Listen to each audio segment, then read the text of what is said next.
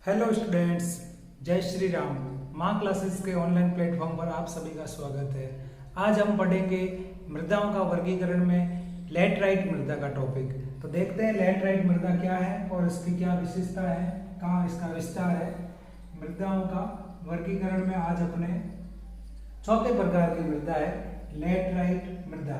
तो लैटराइट मृदा very important topic है आपके, और इस टॉपिक के अंतर्गत आपको देखना है कि जो लैटराइट मृदा है ये जो इस शब्द का क्या अर्थ है। तो लैटराइट जो शब्द है ये कौन सी भाषा का है, पहले तो ग्रीक भाषा का। और ये लैटराइट शब्द कैसे आया, लेटर से, ग्रीक भाषा के लेटर शब्द से आया, जिसका अर्थ होता है ईंट। जिसका अर्थ क्या होता है, ईंट। इतना आपको समझ में आ जाना चाहिए। मृदाओं का वर्गीकरण लैटराइट मृदा, लैटराइट शब्द ग्रीक भाषा के लेटर शब्द और इसका अर्थ होता है ईंट। ऐसा क्वेश्चन सीधा बनता है, लैटराइट मृदा किस भाषा का शब्द है और किसका क्या अर्थ होता है। ग्रीक भाषा का शब्द है और लेटर जिसको ईंट बोलते हैं। ईंट आप जो डेली प्रयोग में देखते हो उसका कलर कैसा होता है, उस टाइप के लिए जो अभी मैं लिख रहा हूं वही। निर्माण में क्या है, इसका निर्माण कैसे हुआ, उष्ण कटिबंधीय तथा उपोष्ण कटिबंधीय जलवायु। जहां पे उष्ण कटिबंधीय जलवायु है और दूसरी बात बोली उपोष्ण जलवायु, वहां पे इस प्रकार की मृदा पाई जाती है। वो है वहां पे एक विशेषता होती है शुष्क तथा आर्द्र।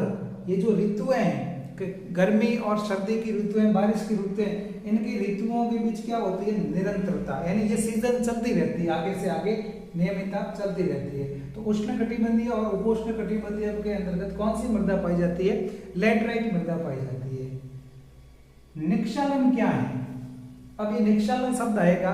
निक्षालन का मतलब होता है कि यह मृदा भारी वर्षा वाले क्षेत्र में पाई जाती है। तो भारी वर्षा वाले क्षेत्र का मतलब ये हुआ वहां पे वर्षा जो बारिश होती है वो बहुत ज्यादा होती है। बारिश क्या होती है, ज्यादा।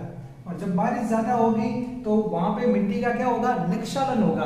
वहां से भाई पर्वत वगैरह में जो भी है वहां से बारिश का पानी आएगा, तब उस मिट्टी को क्या करेगा, कटाव करेगा, निक्षालन करेगा।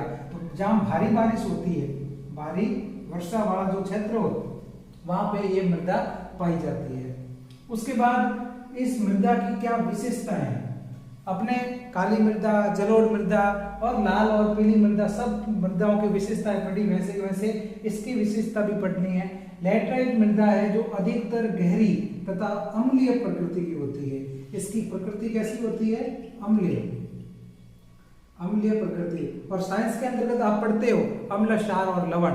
तो अम्लीय माध्यम, क्षारीय माध्यम और उदासीन माध्यम। अम्ल किसको कहते हैं, जिसके अंतर्गत पीएच का मान 6.0, यानी कह सकते हैं आप 0 से लगाकर 6.9 तक पीएच मान किसका होता है, अम्ल का होता है। तो पीएच मान इससे क्या होगा, कम होगा, से कम, 6.0 से कम। आप ये नहीं कह सकते 0 है, परंतु मैं आपको ये बता रहा हूं अम्लीय माध्यम कौन सा होता है। जो पीएच स्केल होती है, पीएच स्केल होती है, आप 10th क्लास के आपके चैप्टर नंबर 2 है जो अम्ल, क्षार और लवण, उसमें देखा होगा 0 से 14 तक पीएच मान होता है, 0 से 14 तक। तो 6.9 तक क्या होता है, 6.9 तक अम्लीय मान होता है 0 से, और उसके बाद 7 पर उदासीन होता है, और नेक्स्ट वाला 7.1 से 14 तक क्या होगा, क्षारीय माध्यम।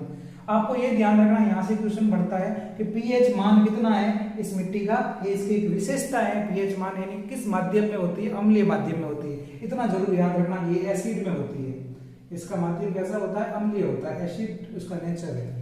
अब देखो आगे, ह्यूमस की मात्रा में कमी होती है इस मिट्टी के अंतर्गत। ह्यूमस, आपने ह्यूमस भी पढ़ा होगा, खाद और उर्वरक का जब टॉपिक पढ़ते थे 8th क्लास में, आपने देखा होगा कि मिट्टी के अंदर क्या होता है, ह्यूमस। और ये मिट्टी जो है लैटराइट मृदा, इसके अंतर्गत ह्यूमस की मात्रा में कमी होती है। कमी कब होती है, जब बारिश ज्यादा होती है, और ये प्रोसेस आप देख रहे हो इसके अंतर्गत। परंतु लैटराइट मृदा के ह्यूमस की मात्रा को पूरी करने के लिए कौन से वन है, पर्णपाती वन।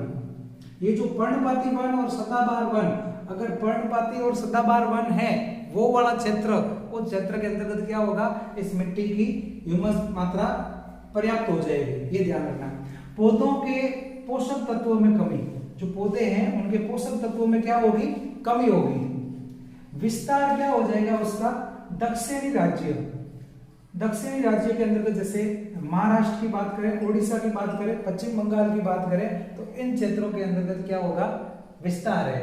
यानी जितने भी साउथ के स्टेट है, तो साउथ के स्टेट है वहां पर इस मिट्टी की क्या है, विस्तार क्षेत्र है। याद रखना, महाराष्ट्र, उड़ीसा और पश्चिम बंगाल, इतना याद रखना।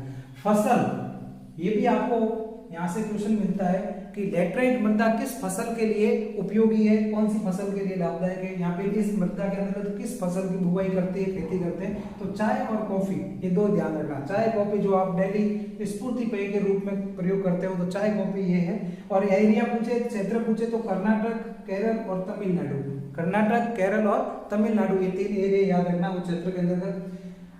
लैटराइट मृदा का एक और टाइप मिलता है लाल लैटराइट। तो लाल लैटराइट, ये जो लाल लैटराइट है वहां ध्यान रखना काजू की फसल, यानी दिखता है, मैं ऊपर लिख देता हूं, काजू की फसल।